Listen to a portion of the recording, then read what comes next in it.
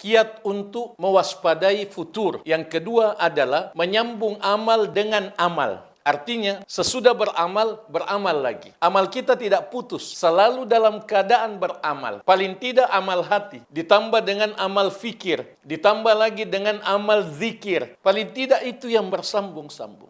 Fa'idha faragta fansab. Kalau sudah selesai beramal, bangkitlah beramal yang lain. Ini dalil menyambung amal dengan amal. Surah Asy-Syarah ayat 7 dan 8. Kalau kita dalam kondisi tidak beramal, tidak ada amal yang kita kerjakan, tidak tafakkur, tidak berzikir, tidak juga beramal hati, waspadalah. Itu adalah awal futur. Disitulah setan masuk membisikkan keburukan ke hati kita. Pada saat kita terputus beramal, berhenti beramal, itulah kelalaian dan itulah awal futur. Sehingga kita mesti berusaha untuk selalu beramal, menyambung amal dengan amal. Semoga Allah Subhanahu wa taala senantiasa menuntun kita untuk selalu berada di jalan pendakian iman, pendakian takwa di gunung yang tidak berpuncak.